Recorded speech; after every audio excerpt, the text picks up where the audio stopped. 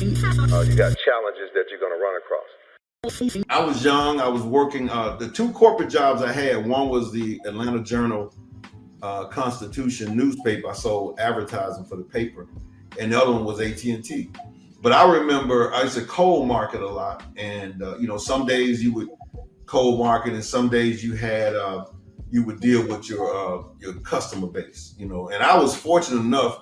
I didn't know at the time that I had one of the best territories in Atlanta. I was just having a great time, and I didn't know that people, when they hired me there, that a lot of people were mad because they wanted that territory. And I came in as the young, little rookie, and they hired me to handle it. And that was Midtown. I had like the Fox Theater, the Atlanta Symphony. I had the High Museum. That was the base of accounts that I had, and I also had some to do with the Braves. But I also had to cold market some days. And so the days that I didn't deal with my base, I cold market. And I tell this story all the time that I used to go downtown, find one of the tallest buildings. And at that time, they have, what's the term they use? No solicitation. No solicitation, right? So I used to play stupid like I didn't know what that meant when the security guard would try to throw me out the building. But I was sneaking. I was solicitation. I'm a businessman. I'm down here, what I'm saying? So I would go to the top of the building if I could sneak in and work my way down. And I remember one day, man, I walked in his office, and it was a nice office. It was about 5 or 6 young ladies in there. I was single, and they all looked good. And, I was good at mingling, so I would start with the gatekeeper, and I work my way around and talking. And I was working on these ads. And so this brother came in, you could tell he had a little authority, and people were speaking to him. And so I was standing right there, Larry, and he says, sir, why are you here?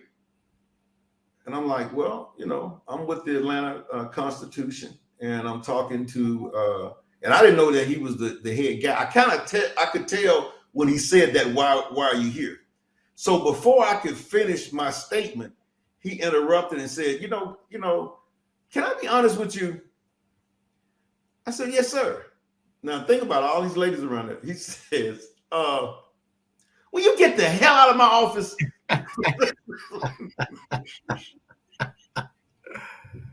Oh, Larry, I'm telling you, man.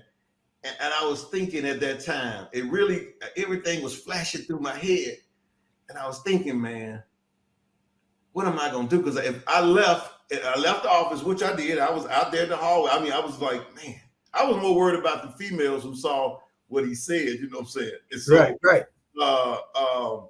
So I'm in the hallway thinking, boy, I can go to my car and get on out of here. And something told me that if I did that, my career is over with. If I go to my car and leave with that thought on my mind, and it just told me don't do that. And so I started going from door to door to door, and I finally got one person who committed to appointment. And then before I left, I actually got a full-page ad for the Atlanta Journal. And when I left there, I left on a positive note. I left on, and mentally I was better because I would have hung out with my partner. I laughed about that. But I'm thinking now, man, if I had left that day when he said, get the hell out of my office, went straight to my car, I don't know if I'll be talking to you now about this. I don't know what I would be doing, but I believe I would have given up because I've seen people do that in sales when you come back into the office and everybody's gone. But mentally, that's why I always talk about the mental toughness thing. You think about it now, to keep going, to go next door thinking somebody else might say it, because that was an awful feeling, man. He said, yeah, I bet. Yeah. My office, man, he caught me off guard, what I'm saying? And but doing that, it just made me feel better. It made me know that I could win if I continued through that. So, kind of talk about that a little bit, because I know that some people, it would have just, and it probably has ended people's careers with something similar to that. Yeah, I mean, you brought in a lot. You brought in the whole selling process. One, you talked about no solicitation. People putting signs on the doors, don't solicit. People putting signs outside their home, no solicitation.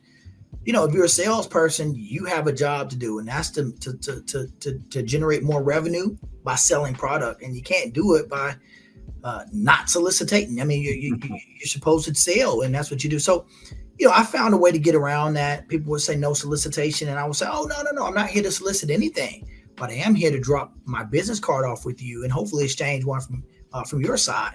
Because if I can, help you raise another X amount of dollars or save you this many hours of time, hopefully that will mean something to you. Would that mean something to you? If I could save you 2 hours a week, and then, some people might say, well, yeah, I could use some extra time back. You start getting them with the little hooks and then winning them over. And at the time you start working that sales process, and at some point you may close them. You may get the win. So, you bring up a good point. I think the second part of it is, and I wrote this in my book, never accept no from anyone who doesn't have the authority to give you a yes. A lot of times you get people saying no to you, but they're the wrong people. They don't even have the right to tell you no. Mm-hmm. Make sure that you like and subscribe and hit the all button and all that kind of stuff, because we're going to have a lot of good interviews on this podcast.